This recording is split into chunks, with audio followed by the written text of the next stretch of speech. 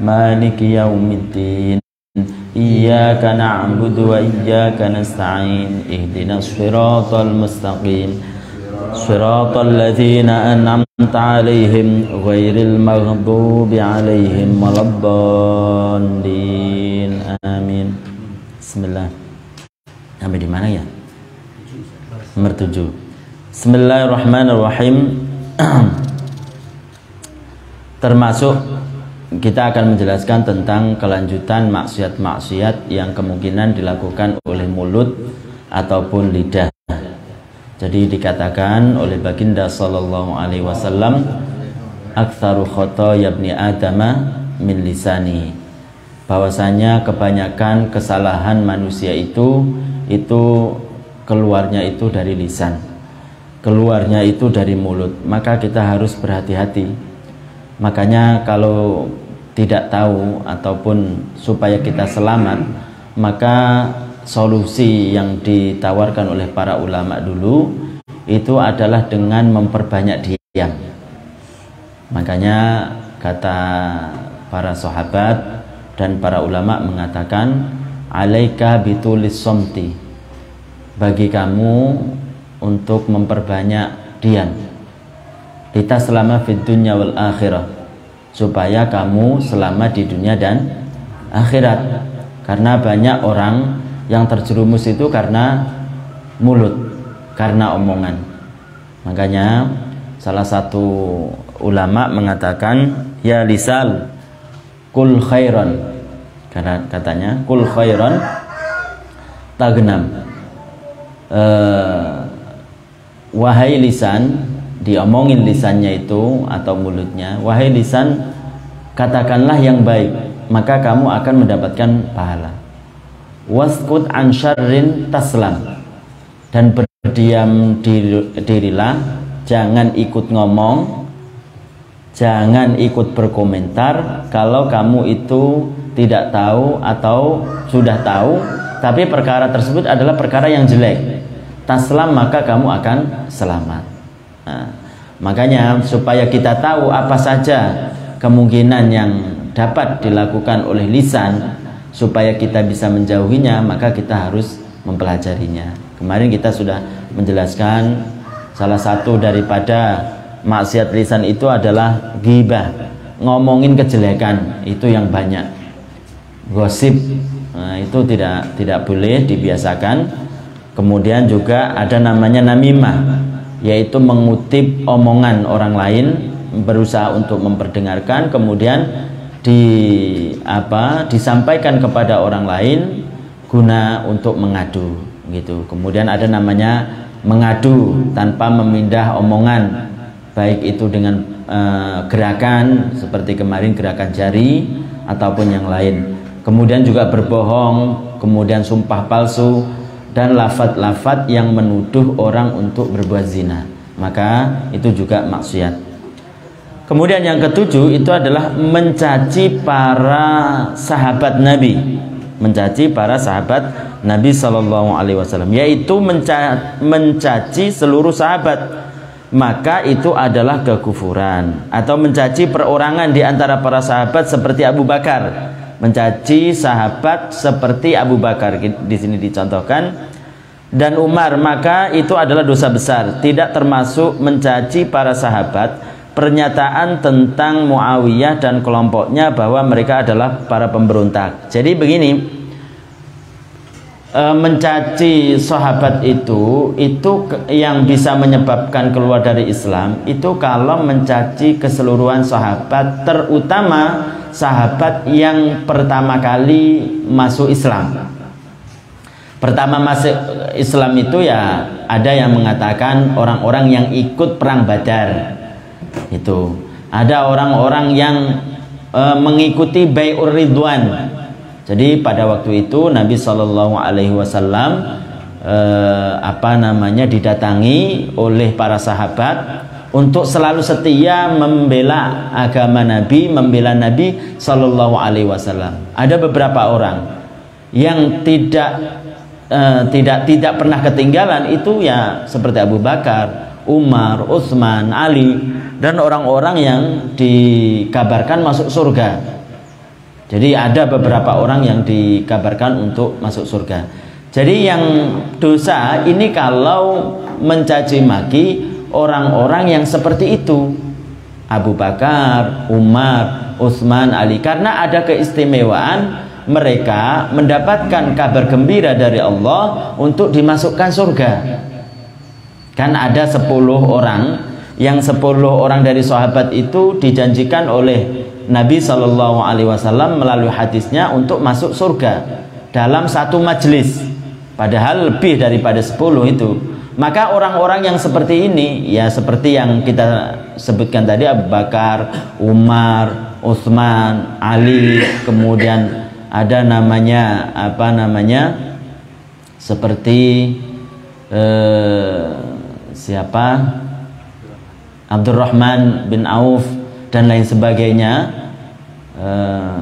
Kemudian banyak lagi yang 10 tersebut itu dijanjikan oleh Allah melalui nabinya SAW untuk masuk surga. Anta fil jannah, kamu di surga, kamu di surga. Maka hal-hal yang seperti ini, orang mencaci maki mereka, maka itu dosa, bahkan bisa mengeluarkan orang dari Islam kalau mencaci maki keseluruhan. Kenapa? Karena datangnya Islam itu melalui sahabat. Kalau orang mencaci maki mereka kesemuanya, berarti seakan-akan tidak percaya tentang Islam. Berarti seakan-akan tidak percaya tentang Islam. Tidak termasuk dosa kalau orang tersebut menjelaskan tentang keburukan. Karena sahabat itu tidak apa? Tidak maksum, tidak terjaga. Meskipun itu adalah pembesar dari para sahabat, meskipun itu adalah pembesar dari para sahabat. Sayyidah Aisyah radhiyallahu anha, istri baginda sallallahu alaihi wasallam yang dijanjikan oleh Nabi untuk masuk surga, juga tidak terjaga dari dosa. Ketika Sayyidina Aisyah radhiyallahu anha berdiri di belakang orang-orang yang memusuhi Sayyidina Ali, padahal tujuannya bukan untuk memihak tapi mendamaikan, tapi berdirinya dia di pihak yang memberontak kepada Ali, kata para ulama, itu memberikan rasa berani kepada musuh Sayyidina Ali untuk memberontak kepada khalifah yang benar. Makanya mereka termasuk Sayyidah Aisyah itu dinamakan berdosa. Tapi kata para ulama, mereka-mereka ini yang dijanjikan Allah melalui nabinya untuk masuk surga itu tidak akan meninggal kecuali mereka sudah bertaubat. Makanya dalam ceritanya Sayyidina Aisyah itu kan bertaubat. Nah, begitu juga tidak termasuk dosa kalau menjelaskan tentang kejadian yang benar, kejadian mana yang benar, mana yang salah. Seperti kejadian antara Sayyidina atau pemimpin kita atau khalifah kita dulu, yaitu Ali ibni Abi Thalib dan Muawiyah. Dulu ada namanya perang Siffin, ya kan? Perang antara Muawiyah dengan Sayyidina Ali radhiyallahu anhu. Kita katakan bahwasanya yang benar itu adalah Sayyidina Ali, karena khalifah yang memang ditunjuk resmi oleh para sahabat pada waktu itu. Kita katakan begitu. Dan kebalikannya yang tidak benar itu adalah Muawiyah, meskipun Muawiyah itu adalah sahabat. Kan kita membicarakan tentang mana yang benar, mana yang tidak. Berarti itu bukan termasuk mencela yang berdosa, bukan termasuk sesuatu yang berdosa kalau kita itu menjelaskan mana yang benar, mana yang tidak. Muawiyah juga sahabat, Sayyidina Ali juga sahabat.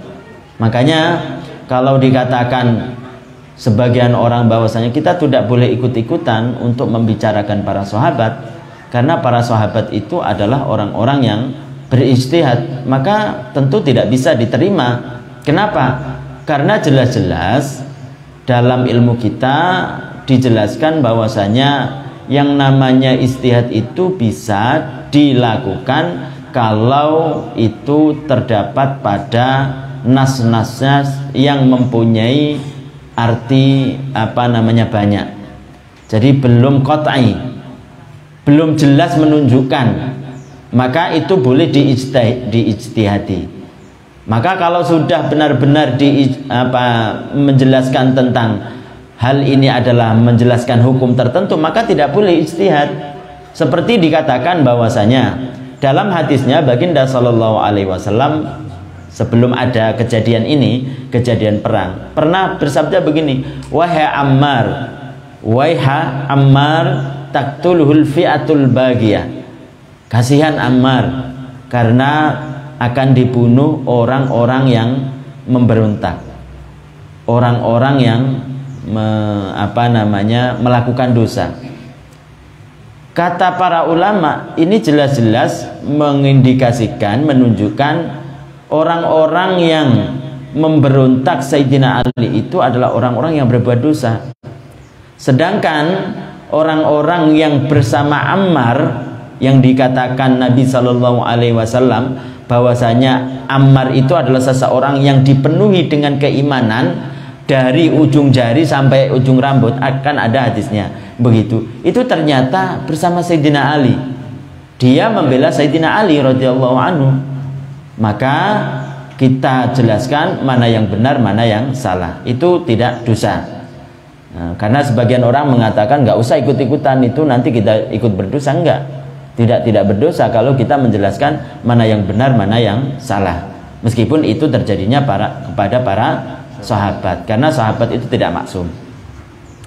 Kemudian yang berikutnya adalah menunda membayar hutang. Nah, ini yang punya hutang, hati-hati.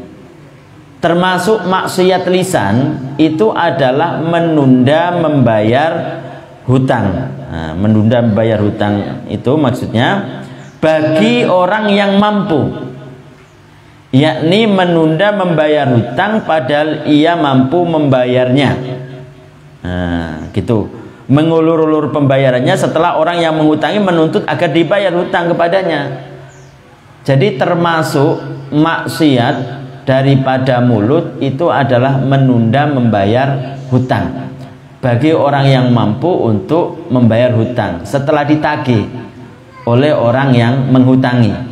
Kemudian dia beralasan, saya masih ada yang perlu atau saya nggak punya, padahal dia punya. Pertama, dia itu dusta. Yang kedua, itu termasuk maksiat karena menunda hutang padahal dia mampu untuk membayar hutang. Matlul ghani namanya. Jadi tidak boleh seseorang yang menunda hutang, mengulur-ulur untuk membayar hutang padahal dia mampu setelah ditagih oleh orang yang menghutangi. Beda kalau benar-benar tidak mampu. Kalau benar-benar tidak mampu dan kemudian dia mengumumkakan, ngomong kepada orang yang memberi hutang, itu enggak apa-apa ya, namanya enggak mampu. Bahkan bisa berdosa orang yang menagih, tidak memberikan tempo kepada orang yang berhutang memang benar-benar tidak mampu untuk membayar hutang. Nah, kalau kita tahu seperti ini enak. Orang itu kan tergantung kepada kemampuan. Kalau dia mampu, kalau dia tidak mampu, mana bisa dipaksa.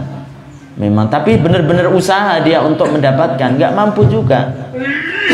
Beda kalau umpamanya dia tidak mampu, kemudian dia itu malas-malasan, tidak mau berusaha, itu beda lagi. Nah, jadi makanya termasuk dari maksiat lisan kalau seseorang itu menunda-nunda membayar hutang padahal dia mampu untuk membayar hutang setelah ditagih oleh orang yang menghutanginya. Begitu. Kemudian yang berikutnya adalah mencaci, melaknat dan melecehkan seorang muslim. Mencaci, melaknat, laknatullahi alaika, semoga laknat Allah tertuju kepadamu. Enggak boleh kepada orang muslim. Mencaci, baik itu dengan ucapan, enggak boleh mencaci itu. Kalau kita tahu bahwasanya harga muslim itu kan lebih tinggi daripada Ka'bah. Kita akan mengagungkan Ka'bah kalau kita itu kita umroh. Kita mengagungkan Ka'bah kalau kita tawaf, kalau kita haji. Karena dalam syariat Ka'bah itu sangat agung, harus diagungkan. Maka nilai muslim itu lebih agung dari itu. Kenapa orang lupa bahwasanya yang ia caci itu adalah muslim, padahal itu hanya persoalan yang sepele. Hanya persoalan beda partai mencaci orang, hanya persoalan beda pilihan mencaci orang. Tidak melihat bahwasanya yang dicaci itu adalah orang muslim. Kalau kita mengaji, kita akan tahu bahwasanya yang didahulukan itu harus muslimnya, bukan yang lain. Bukan karena dia itu beda pilihan kemudian menjadi bahan caci makian. Paham ya? Jadi nggak boleh mencaci maki orang muslim, apalagi karena faktor dunia, itu berdosa. Tidak boleh.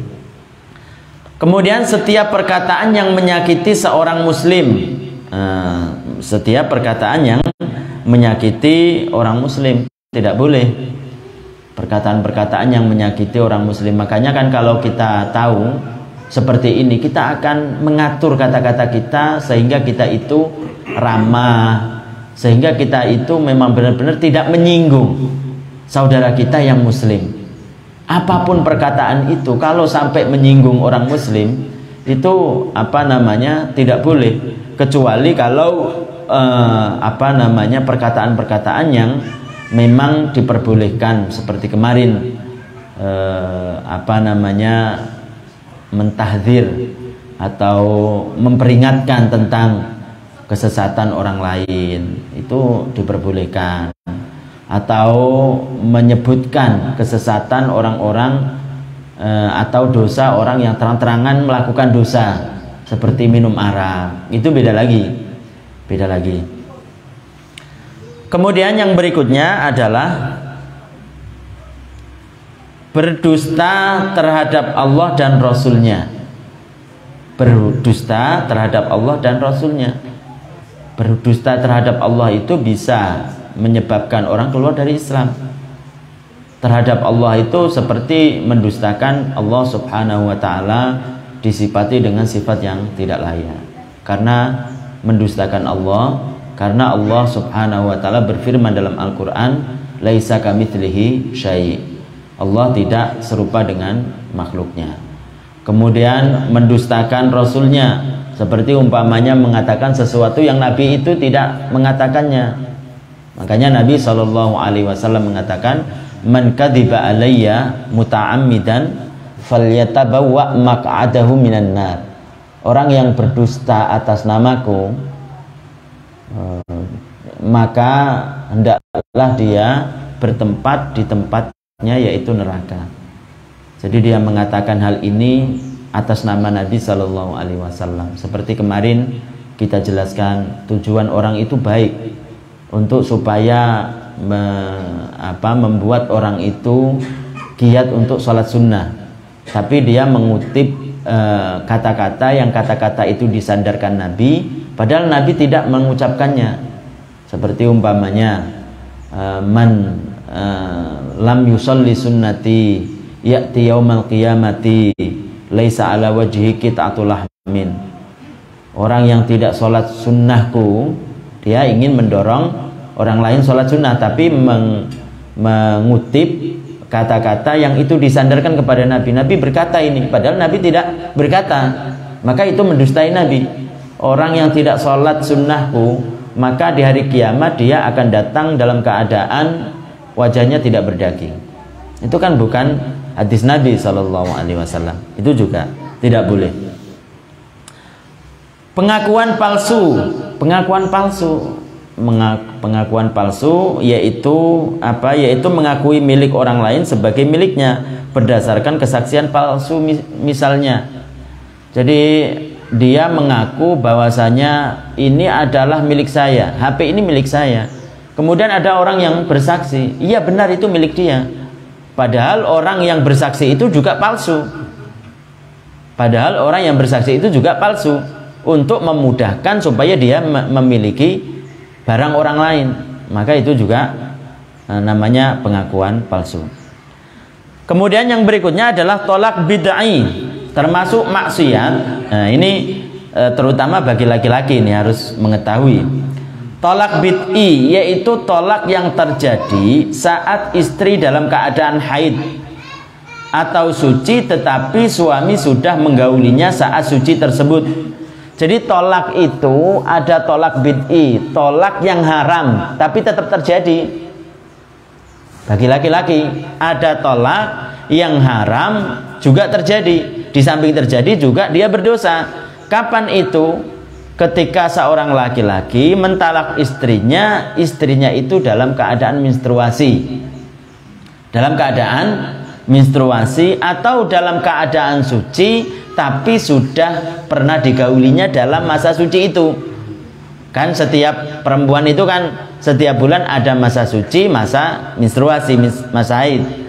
Ketika masa haid maka dia mentalaknya. Atau apa? Atau ketika masa suci dia sudah menggaulinya, maka ini hukumnya haram. Kenapa? Terjadi juga. Kenapa? Karena kalau talaknya itu dijatuhkan ketika masa haid, itu akan menjadikan masa penantian perempuan itu menjadi lama. Karena ketika itu nggak langsung dihitung, nggak langsung dihitung. Tapi kalau yang kedua, kenapa haram? Kenapa haram? Itu yang kedua yaitu ketika seorang laki-laki mentalak istrinya masa suci tapi sudah menggaulinya, karena kemungkinan perempuan itu yang ditalak itu sudah mengandung. Pada waktu itu belum jelas, belum nampak. Lah ketika sudah ditalak, oh ternyata hamil. Maka kalau begitu kan bisa menterlantarkan anaknya. Maka itulah dikatakan tolak bid'i haram. Nah gitu. Makanya dalam Islam itu adalah ada istilah tolak bid'i, ada tolak sunni. Ya kan? Pernah kita bahas kan?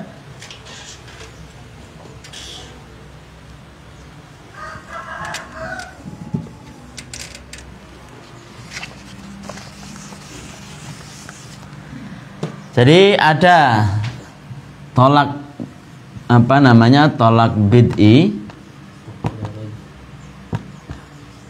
ada tolak sunni. Hah? Nggak ada. Habis ya? Habis. Tolak sunni. Tolak bid'i adalah tolak yang dilakukan oleh seorang suami kepada istri ketika istri sedang haid atau masih keadaan suci tapi sudah berhubungan suami istri. Kenapa dikatakan haram? Terjadi talak tapi juga berdosa. Kenapa? Karena itu tadi, karena kalau seorang suami mentalak istrinya ketika haid, itu akan menambah panjang masa penantiannya. Akan menambah panjang masa penantiannya. Habis itu ya, aku ada sampai bukan permanen ya?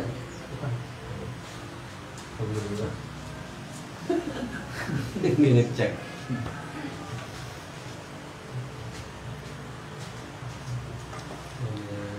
Kemudian kalau tolak sunni berarti tolak yang dilakukan oleh seorang suami yang ketika itu istrinya dalam keadaan suci dan belum digaulinya. Itu berarti tolak sunni, artinya itulah yang apa namanya tidak berdosa gitu. Terjadi tapi tidak berdosa seorang suami. Jadi jangan dilakukan. Kalau menunggu, kalau mau menolak apa namanya, tunggu masa suci, jangan belum digauli. Itu. Nah.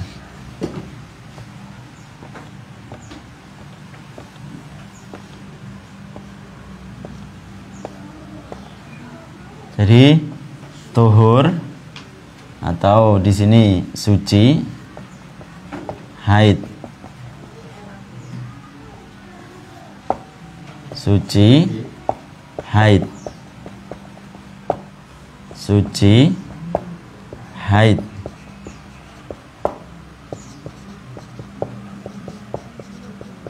Nah, 1, 2, 3, 4. 1, 2, 3, 4. Nah, kan kemarin kita jelaskan bahwasanya masa iddahnya perempuan bagi yang menstruasi, bagi yang apa namanya haid, itu kan 3 masa suci, ya kan? Jadi kalau dia itu sudah melewati 3 masa suci, maka habis masa penantiannya. Jadi 1, 2, 3. Makanya di sini memasuki haid yang ketiga itu sudah habis masa penantiannya, masa apa namanya? Iya, masa penantiannya, yaitu masa iddahnya, Makanya kalau seorang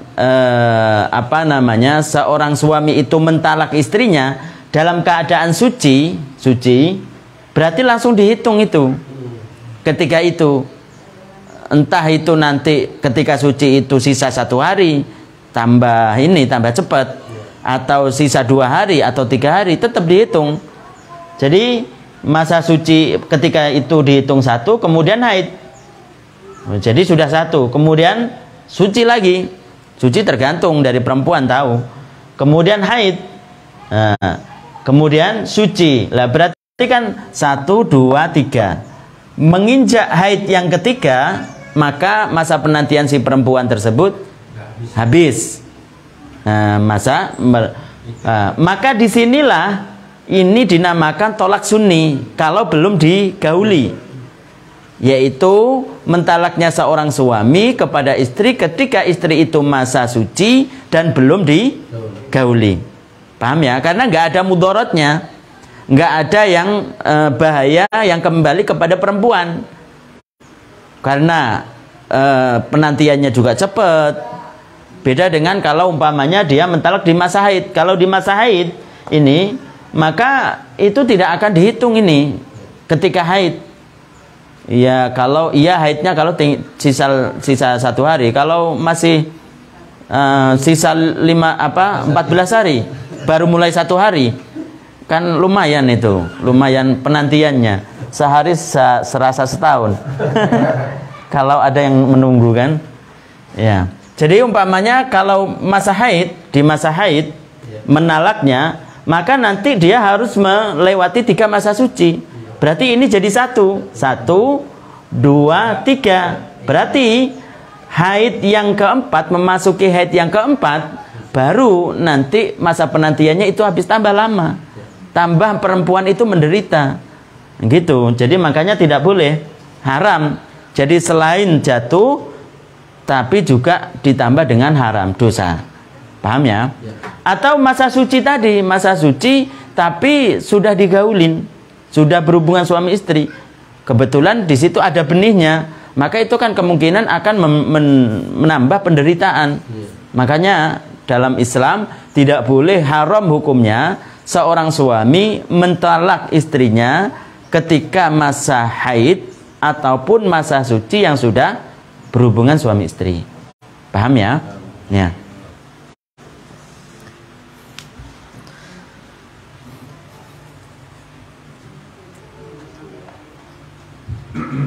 Kemudian yang berikutnya adalah zihar. Zihar yaitu seorang laki-laki yang berkata kepada istrinya, anti alayya ka dhahri ummi.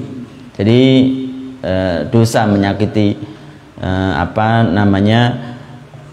hati istrinya. Ini kebiasaan orang jahiliyah dulu. Kalau tidak mau menggauli istrinya, dia berkata begitu, kamu seperti punggung ibu saya. Maksudnya apa? Seperti halnya saya tidak boleh menggauli ibu, saya juga tidak mau menggauli kamu. Orang perempuan jahiliyah paham itu. Maksudnya kamu tidak mau menggauli saya, itu makanya haram.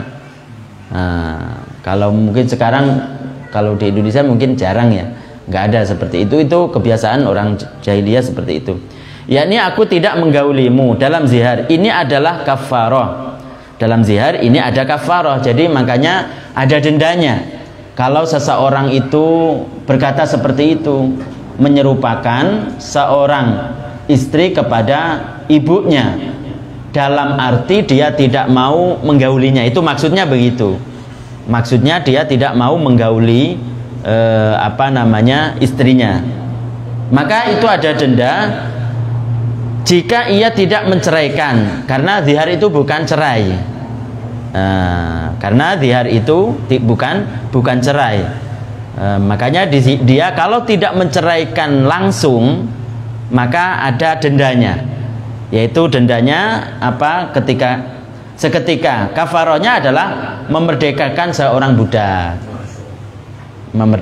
budak yang mukmin dan sehat itu. Jadi ini berurutan. Kemudian kalau dia jika tidak mampu maka ia berpuasa 2 bulan berturut-turut, itu kan. Jika tidak mampu maka ia memberi makan 60 orang miskin 60 mud.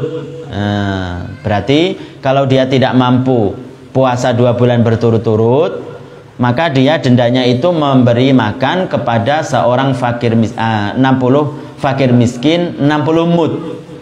1 mud itu kan 2 cakupan telapak tangan. Kalaulah umpamanya genapnya itu 500 gram atau setengah kilo, berarti butuh 30 kilo. Itu adalah dendanya bagi orang yang menyamakan istrinya dengan ibunya dalam arti tidak mau menggaulinya. Kemudian yang berikutnya adalah termasuk dari maksiat lisan itu adalah salah baca dalam Al-Quran dengan kesalahan yang merusak makna atau i'rab harokat meskipun tidak merusak makna. Jadi ini makanya kan yang dipentingkan dalam supaya kita tahu aja, dalam Islam itu ada istilah wajib syar'i, ada wajib fanni. Jadi wajib fanni itu adalah sesuatu yang harus dilakukan menurut fan masing-masing.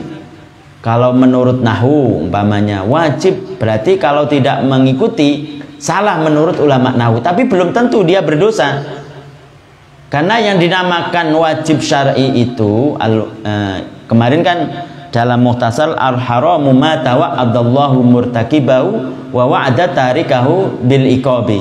Jadi haram itu adalah perkara yang Allah Ta'ala menjanjikan kepada pelakunya untuk diberikan siksa, dan menjanjikan atau mengancam tadi kepada pelakunya untuk memberikan siksa, dan menjanjikan kepada orang yang meninggalkannya karena Allah diberikan pahala. Wa aksul wajib, dan kebalikannya adalah wajib. Berarti wajib itu adalah sesuatu yang Allah janjikan untuk diberikan pahala bagi orang yang melakukannya karena Allah. Itu syar'i itu. Dan meninggalkannya dan mengancam kepada orang yang meninggalkannya dengan dosa. Itu adalah wajib syar'i. Kalau wajib fanni itu wajib yang harus dilakukan menurut fan tertentu. Menurut apa? Umpamanya fannya tentang masalah tajwid. Kan dalam ilmu tajwid itu kan ada namanya wajib muttasil, ada namanya wajib munfasil. Maksudnya wajib tersebut itu adalah wajib menurut fan tersebut, wajib menurut ulama qurra, ulama bacaan. Tapi belum tentu ketika dia meninggalkan kewajiban menurut ulama bacaan itu berarti dosa, enggak. Yang dosa itu kalau yang meninggalkan ini salah baca dalam Al-Quran dengan kesalahan yang merusak makna. Merusak makna itu biasanya berhubungan dengan makharijul huruf. Jadi seharusnya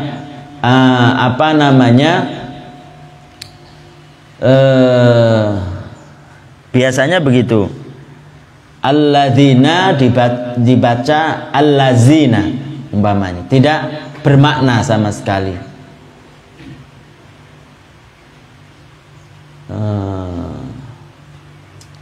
Ya, jadi tidak bermakna.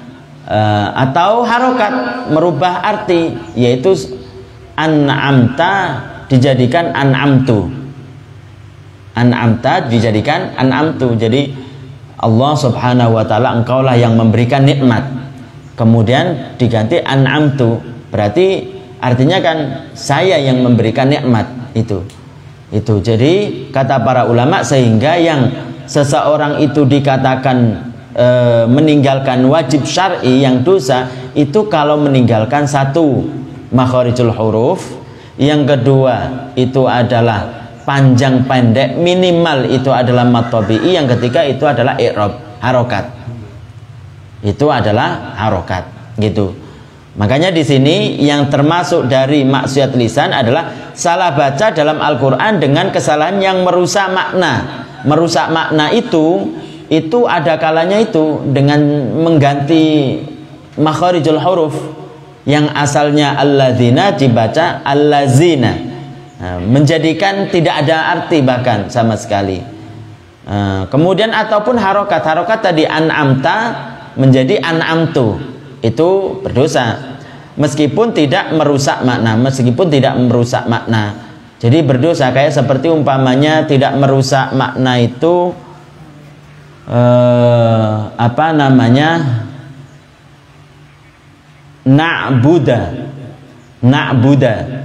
na'budu, seharusnya kan begitu, berarti na'buda itu tidak merusak makna, tapi tidak boleh berdosa. Ataupun merubah merubah bukan akhir kata. Jadi kalau harokat itu biasanya itu kan akhir kata, kayak seperti zaidun itu kan kayak zaidun, yang harokat itu yang terakhir, harokat yang terakhir. Ada yang mengatakan awal. Intinya kalau itu merubah susunan dalam Al-Quran, kalau itu ada kalanya itu adalah berdosa dan bahkan bisa mengeluarkan orang dari Islam. Yang tidak berdosa, yang berdosa yang tidak mengeluarkan dari Islam seperti itu Buddha. Nak budu dibaca nak Buddha. Beda kalau umpamanya merubah harokat. Makanya di sini harokat itu tidak tertentu kepada akhir. Di sini bisa tengah-tengah ataupun awal. Kalau dirubah menjadi di sini nak badu, maka ini tidak boleh. Bahkan kalau mengerti artinya bisa keluar dari Islam. Jadi ada merubah harokat itu tidak tertentu pada akhir. Kalau di sini tidak tertentu pada huruf akhir, bisa tengah-tengah, bisa awal, bisa akhir. Kalau itu merubah arti itu bisa menyebabkan orang tersebut keluar dari Islam kalau faham. Seperti nak badu ini kan seharusnya dia membaca nak budu kan. Nak badu dibaca nak badu, maka artinya kata para ulama itu sama seperti arti naghdabu.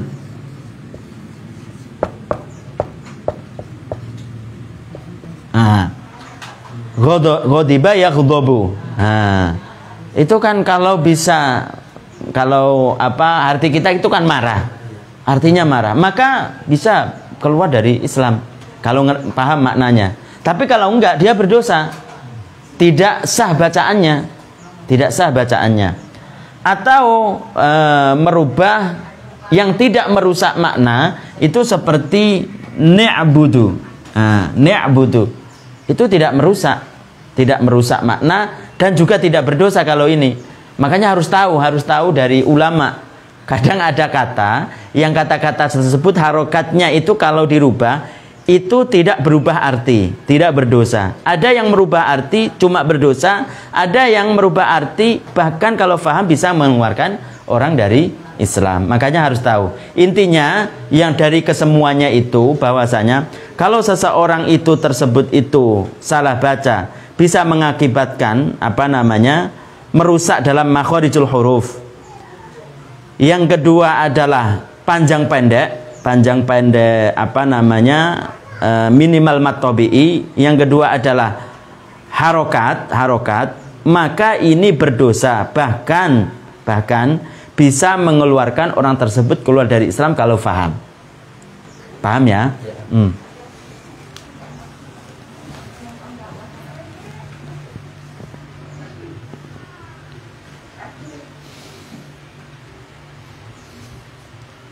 Kemudian meminta-minta bagi orang yang bercukupan. dengan harta atau pekerjaan. Nggak boleh orang meminta-minta itu. Jadi kalau kita melihat orang meminta-minta, fisiknya itu mampu untuk bekerja, nah, kemudian kita berikan kepada dia untuk dirinya sendiri, maka nggak boleh. Kita juga berarti i'anah. Makanya kan kita tidak makanya orang kalau belajar itu kan ngerti. Jadi ada seseorang tersebut itu kalau kita tahu kan di jalan-jalan itu meminta-minta, padahal fisiknya kalau kita lihat itu masih normal, mampu untuk bekerja, nggak boleh itu, haram hukumnya. Jadi orang yang berkecukupan dengan dengan hartanya atau dengan pekerjaan atau dengan keahliannya, fisiknya masih normal, maka tidak boleh bagi dia untuk meminta-minta. Dan tentunya kalau orang tersebut itu tahu bahwasanya dia itu meminta-minta padahal masih berkecukupan, maka orang yang memberikannya pun itu nggak boleh, karena itu adalah membantu di dalam kemaksiatan, gitu. Jadi bukan berarti kita nggak dermawan, tapi lihat-lihat, mendingan dikasihkan kepada kemaslahatan umpamanya. Kemudian yang berikutnya adalah bernadar dengan tujuan menghalangi ahli waris. Bernadar dengan tujuan menghalangi ahli waris. Tidak boleh juga nanti seorang orang tua ataupun siapa gitu, ketika mau meninggal dia bernazar, ini ahli waris saya tersebut itu orang-orang yang tidak saya sukai, anaknya, istrinya, kemudian pamannya umpamanya, atau siapa di situ, saudaranya, saudarinya, itu kan orang-orang yang mempunyai ahli waris, orang-orang yang mendapatkan warisan kalau dia meninggal. Maka dia tidak boleh memberikan atau bernazar, saya bernazar untuk memberikan semua milik saya ini, supaya apa? Supaya tidak ada seorang pun dari saudara-saudara mendapatkan warisan. Itu tidak boleh, haram. Kalau seperti itu nanti yang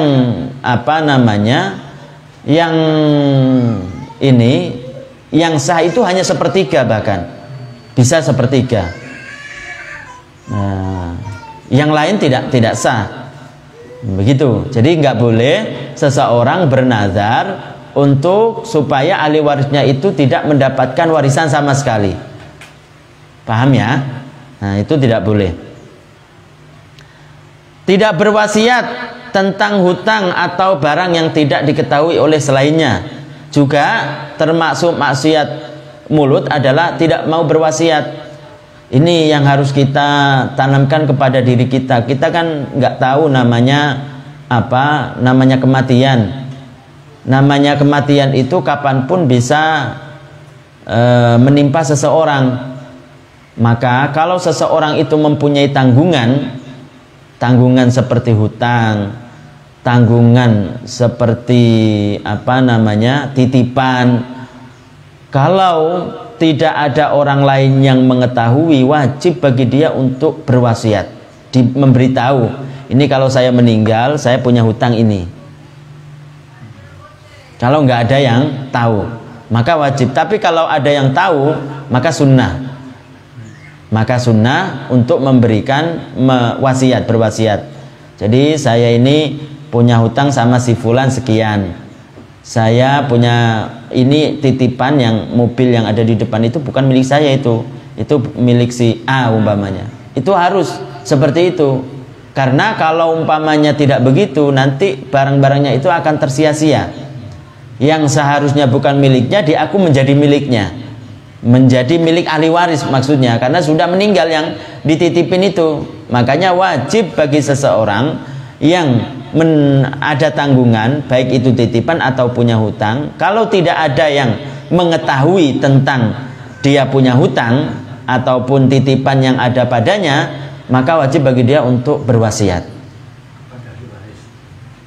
Bisa ahli waris yang dipercaya ataupun tidak, karena bahkan kata para ulama jangan sampai kepada ahli waris, karena kalau ahli waris, tapi kalau ahli warisnya dipercaya bisa, karena kalau ahli waris itu bisa saja setelah meninggal itu diubah gitu. Tapi kalau orang lain Intinya orangnya itu amin, dipercaya itu. Gitu. Kemudian yang berikutnya adalah menasabkan diri kepada selain bapaknya atau menisbatkan diri kepada selain orang yang memerdekakannya. Maula, termasuk maksiat tangan, ya maksiat mulut itu adalah dia menisbatkan diri kepada orang yang bukan nasabnya. Jadi kalau umpamanya ada presiden ataupun panglima lewat, itu bapak saya itu, tidak mengakui bahwasanya bapaknya petani. Atau RT lewat, itu bapak saya itu, tidak mengakui bahwasanya bapaknya itu orangnya biasa. Itu menisbatkan diri kepada bukan bapaknya, bukan yang melahirkannya. Atau seorang hamba yang menisbatkan diri kepada orang yang tidak memerdekakannya, karena ada sesuatu mungkin, kemudian ditanya, siapa yang memerdekakan kamu? Si Zaid. Padahal yang memerdekakannya si Bakar. Maka itu tidak boleh. Kenapa? Karena kalau si hamba sahaya tadi itu meninggal, kalau yang dia mengaku anaknya si Zaid, padahal si Zaid itu bukan orang yang memerdekakannya, maka nanti hartanya akan kembali ke Zaid. Kalau dia tidak mempunyai ahli waris, maka hartanya akan kembali ke Zaid. Berarti Zaid adalah memiliki barang yang bukan haknya. Nah, iya kan? Makanya tidak boleh. Begitu juga tadi mengaku bapak. Makanya kan kalau seperti anak tiri itu harus dijelaskan. Anak tiri itu kan anak yang mengambil asuh, bukan anak yang memang mempunyai ahli waris.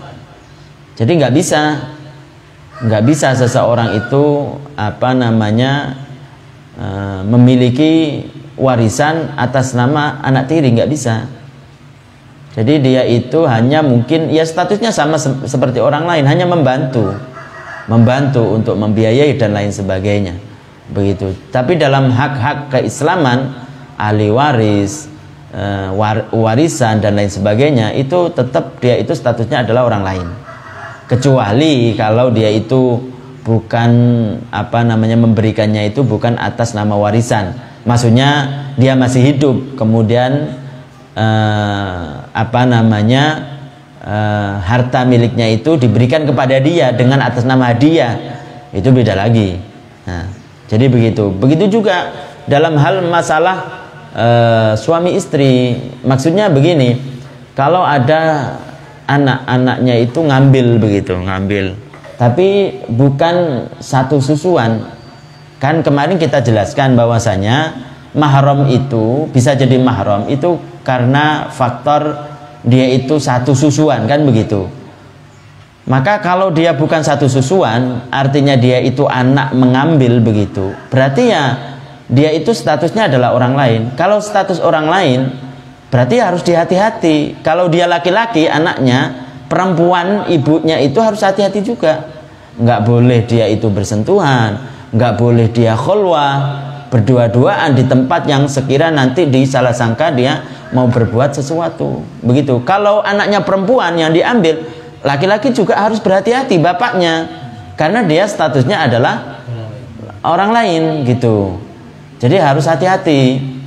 Kecuali kalau dia pingin mengambil anak, maka harus dari kecil, harus disusui gitu. Solusinya begitu. Jadi sebelum dia umur 2 tahun hijriah, maka disusui oleh ibunya selama minimal 5 kali. Kalau sudah menyusuinya 5 kali, maka statusnya adalah sama kenasab dengan dia. Maksudnya mahram, menjadi mahram bagi dia maksudnya. Gitu. Nggak ada istilah-istilah nanti bapak tidak boleh, enggak, tetap sama seperti anaknya sendiri, hasil dari rahim dari ibunya, sama seperti itu. Jadi begitu, supaya seseorang umpamanya ingin mengambil anak sebagai umpamanya diambil supaya dijadikan anak, itu ya begitu solusinya. Diambil masih kecil, masih berumur belum 2 tahun hijriah, kemudian disusui minimal 5 kali, maka nanti itu tidak berlaku hukum orang lain. Jadi nanti jadi mahram. Artinya ketika besar, seorang bapak kalau yang diambil itu adalah perempuan, boleh berdua-duaan, sama seperti anaknya sendiri. Begitu juga kalau seorang ibu yang diambil itu adalah anak laki-laki, maka ketika besar, maka ya boleh berdua-duaan gitu, bersentuhan dan lain sebagainya sama. Tapi kalau mengambilnya sudah besar, udah umur 3 tahun hijriah atau 4 tahun apalagi kan, itu ya nggak boleh. Tetap ketika dewasa berlaku hukum orang lain, harus dihati-hati. Kemudian yang berikutnya adalah melamar atas lamaran saudara muslimnya. Jadi ini penting juga, melamar atas lamaran saudara muslimnya, yakni seorang laki-laki melamar perempuan yang telah dilamar oleh muslim lain lebih dulu dan mendapatkan jawaban lamaran diterima dari yang jawabannya diperhitungkan. Ini penting, tanpa seizin pelamar pertama dan sebelum melamar pertama berpaling, tidak melanjutkan lamaran tersebut ke pernikahan. Jadi begini, calon orang tua juga harus tahu. Jadi perempuan tersebut yang berhak menerima lamaran, bukan wali ya, bukan kita menjelaskan tentang wali. Jadi perempuan tersebut itu yang berhak menerima lamaran kalau yang melamar itu selevel, ya kan? Selevel itu maksudnya santri dengan santri, bukan santri bukan dengan orang santri. Maka yang berhak menerima lamaran itu adalah orang tua. Orang tua. Kalau dia anaknya itu gadis, anaknya gadis yang melamar itu selevel, maka yang berhak lamaran itu siapa? Orang tua. Bapak, kalau nggak ada bapak berarti kakek dan lain sebagainya. Tapi kalau yang melamar itu tidak selevel, maka yang berhak melamar itu dua, si anak tersebut dengan si bapaknya. Jadi gitu. Jadi kalau tidak memenuhi persyaratan ini, maka ya pelamar kedua boleh. Gitu. Kalau tidak memenuhi persyaratan ini, gitu. Tapi kalau dia itu seorang janda, maka anaknya itu yang berhak menerima lamaran. Bukan wali ya, bukan wali. Kalau wali mesti orang tua. Jadi berhak menerima lamaran begitu. Artinya kalau seseorang tersebut itu sudah mendapatkan persetujuan dari ada yang melamar, kemudian yang berhak melamar itu sudah menyetujui, yang berhak menerima lamaran sudah menyetujui, maka tidak boleh ada orang lain, orang kedua untuk melamar dia tanpa seizin pelamar yang pertama, atau orang yang berhak menerima lamaran itu sudah tidak cocok lagi dengan yang pertama gitu. Paham ya? Paham. Hah? Iya, nggak ada urusan apa yang dilamar. Maksudnya jandanya itu nggak punya anak, tadi kan yang berhak menerima kan anak. Enggak, kalau janda itu jandanya.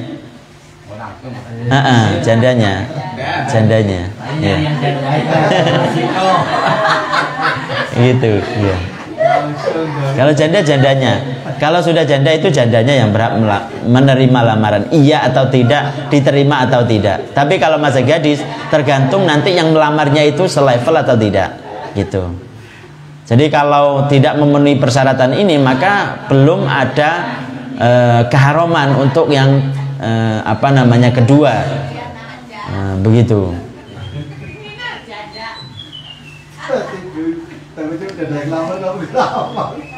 Iya.